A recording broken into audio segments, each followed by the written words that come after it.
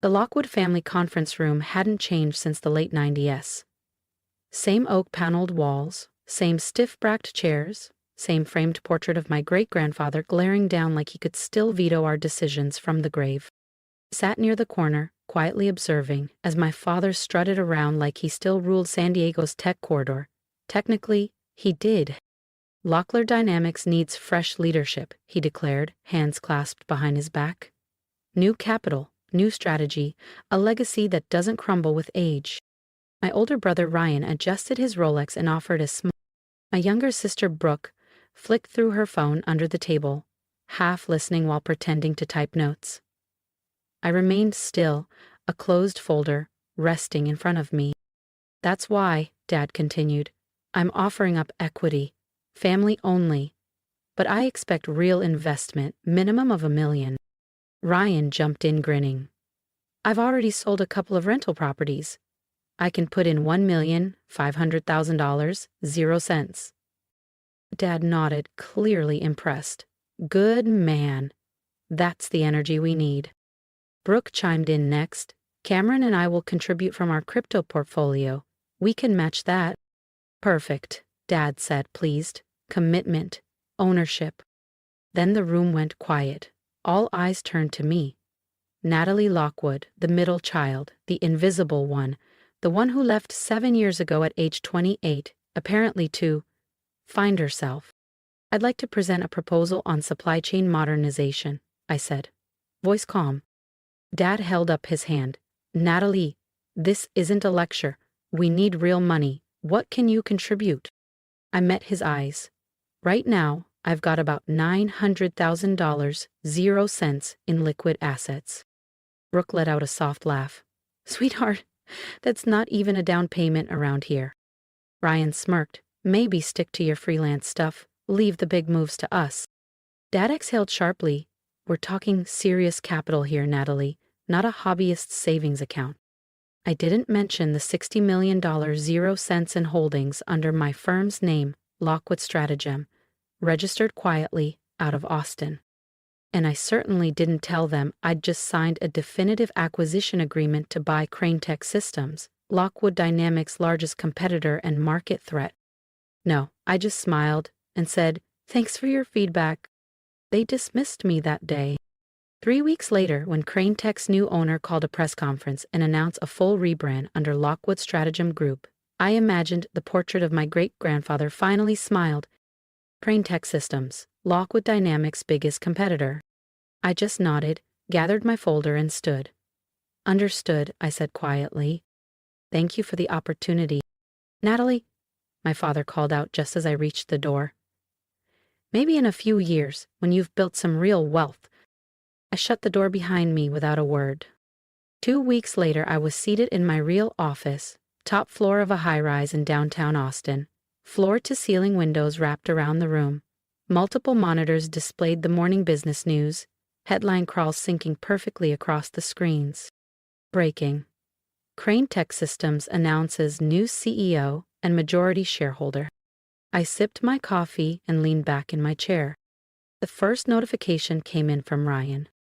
Then Brooke. Then a flood family group chat pings, missed calls from distant cousins, even my aunt, who hadn't spoken to me since I left San Diego.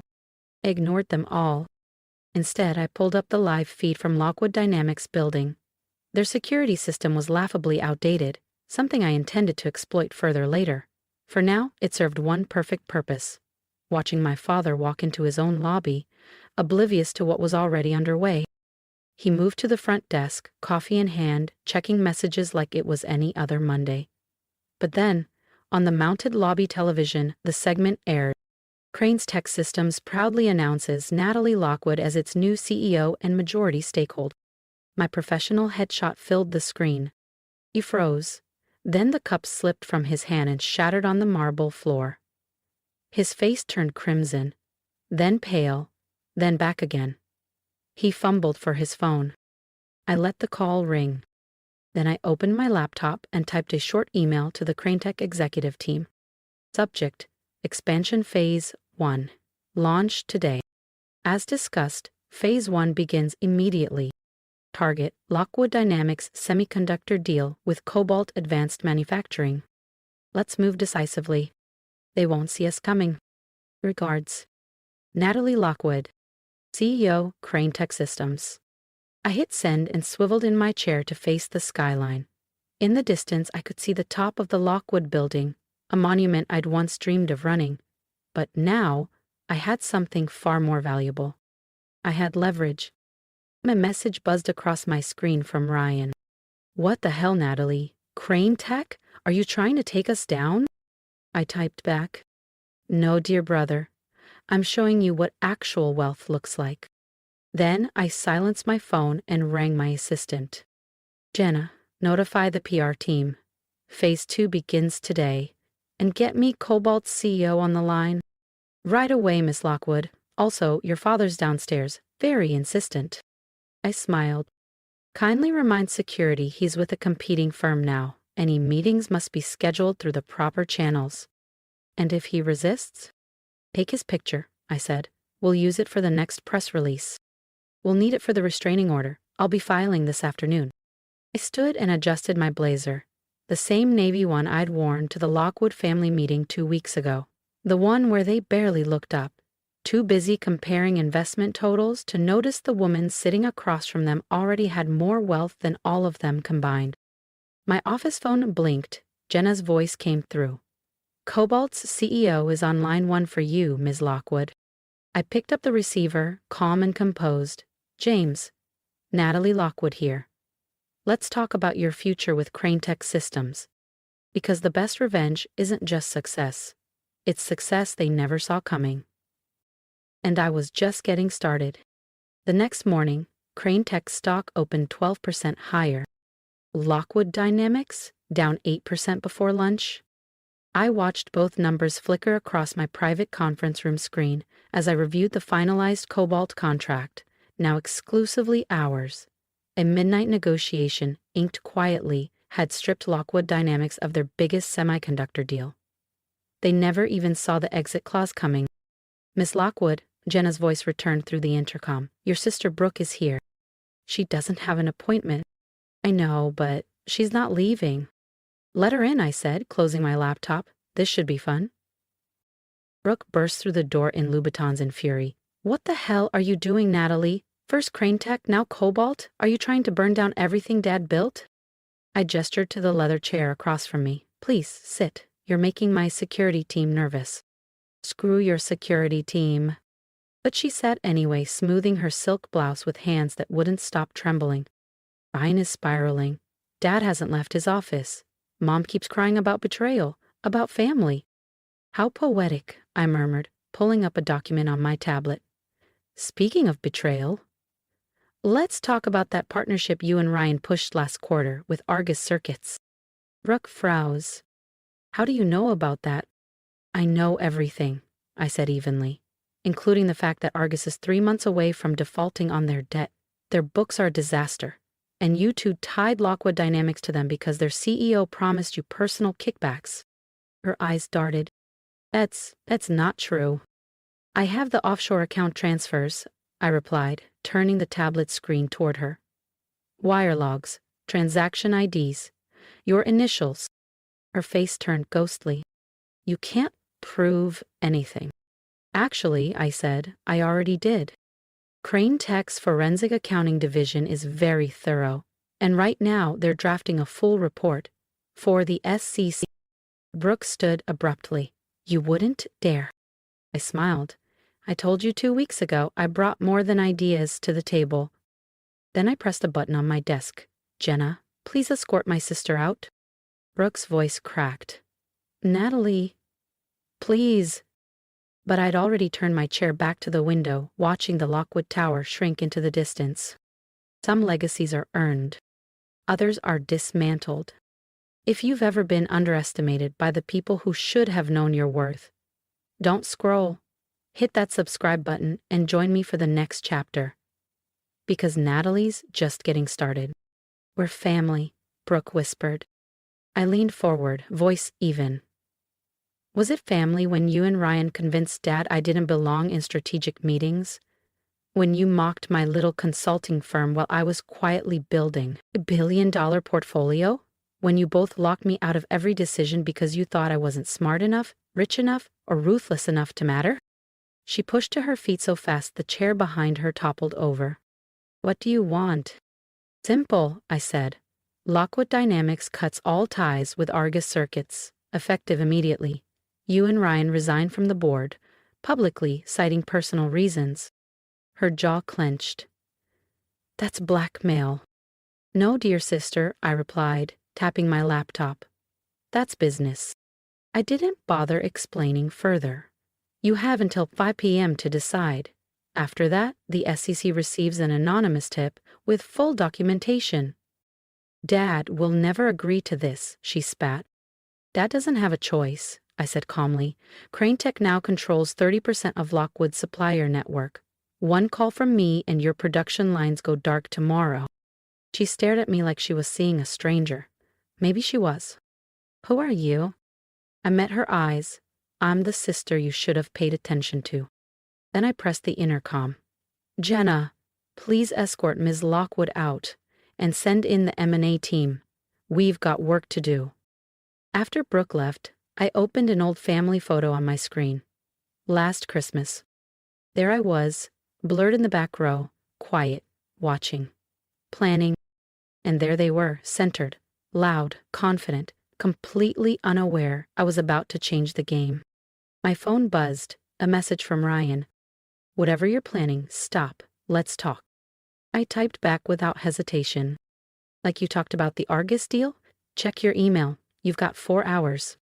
Then I opened a file labeled Phase 3, the next step in Crane Tech's expansion.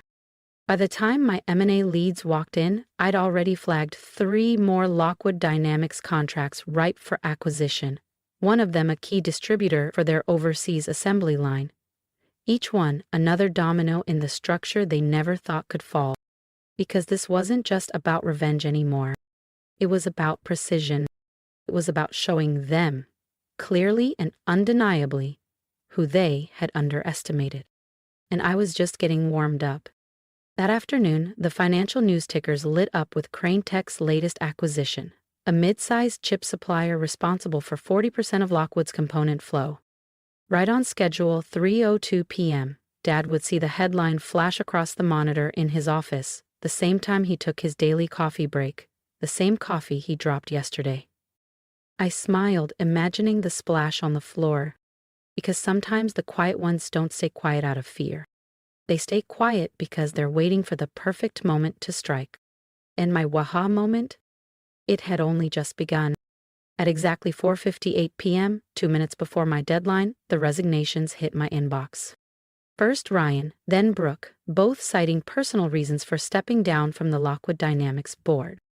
I forwarded the documents to my legal team without comment. Then came the call I'd been expecting. Natalie.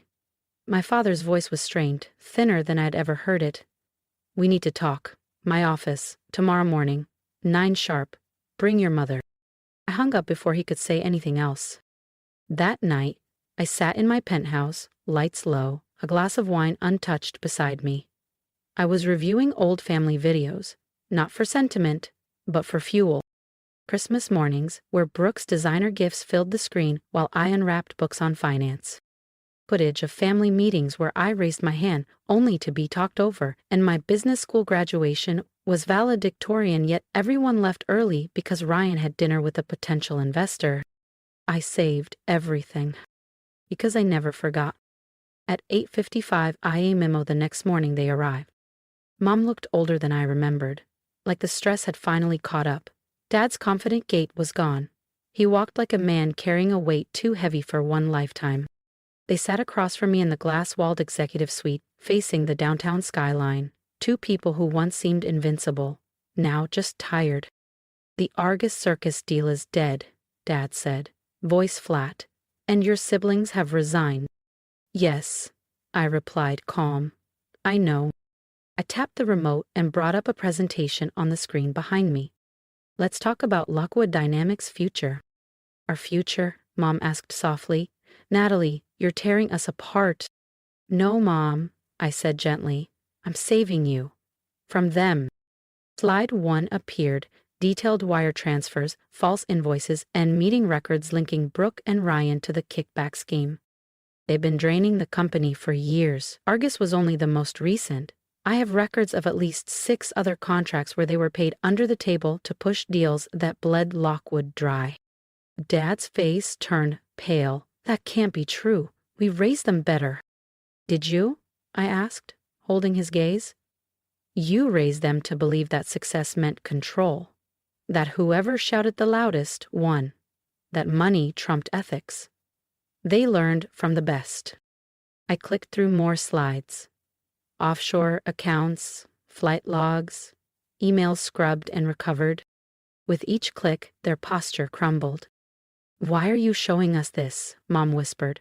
Why not just let the authorities deal with it? Because, despite everything, Lockwood Dynamics is still Granddad's legacy, I said. And unlike my dear siblings, I actually care about preserving it. Dad looked up, wary. What are you suggesting? I advanced to the final slide. A merger. Lockwood Dynamics and AppleText Systems. Under new leadership. Mine. I clicked to the final slide. AppleText Systems and Lockwood Dynamics. United. Their engineering legacy. My market dominance. Together, we could redefine the industry for the next 50 years. You want to take over our company? Dad asked, his voice brittle. No, I said. I want to save it, but this time on my terms. I laid out the framework. Fair stock conversion, protection for key staff, a restructured board with oversight to keep both legacies intact. No more backroom deals, no more nepotism. And if we say no? Dad's tone was quiet, almost resigned. Then tomorrow morning, these records go public. Lockwood Dynamics stock collapses, the SEC opens an investigation, and Granddad's legacy becomes a scandal. Mom began to cry softly beside him. Dad just stared down at his hands. I stood up. You have until noon to decide. I paused at the door. Oh, one more thing. I want the painting. What painting? Mom looked up confused. Granddad's portrait, I said. The one in the boardroom that watched you all ignore me for 20 years. I think it's time he had a better view. At 11:50 a.m., they signed the merger agreement. By 1:00 p.m., it was everywhere. Historic merger, Crane Tech and Lockwood Dynamics unite. That evening, while maintenance crews hung Granddad's portrait in my office, I received 3 text messages. From Brooke, hope you're happy, you ruined everything. From Ryan, this isn't over, Natalie. And from Mom, we never really saw you, I'm so sorry. I only replied to Mom. It's not about being seen anymore, it's about being heard. And now everyone's listening. 1 month later, I stood in the newly merged boardroom of Crane Lock Technologies. The company's stock had jumped 40%. Our market share doubled. And my siblings? Last I heard, they were struggling to launch a VC firm. No access to the old network, no leverage, no chance. There was a knock at the door. Ms. Lockwood, my assistant said, the board's ready for your first meeting as CEO. I straightened my jacket and picked up the same folder I once brought to that family meeting, the one they all ignored. Oh, and your father's here, she added. He asked to sit in, if you'll allow it. I considered it. Put him in the back. He can watch. Because sometimes the best revenge isn't proving them wrong. It's proving yourself right. As I walked into the boardroom, Granddad's portrait now hanging behind my chair, I greeted the room. Good morning, everyone, I began, voice strong. Let's talk about the future. Not theirs, not even mine, but the future I built while they weren't watching. They were right about one thing. Business is about money and power. They just never expected me to have more of both. And as I caught Dad's eyes in the back of the room, I saw it. Not disappointment, not doubt, but respect. Too little, too late. But exactly what I'd been building toward all along. If you've ever been underestimated, I want to hear from you. Comment below. Tell me what they said you couldn't do. Stand with me. Support women who rise in silence, then lead with power. And remember, you don't need permission to take your seat. You just need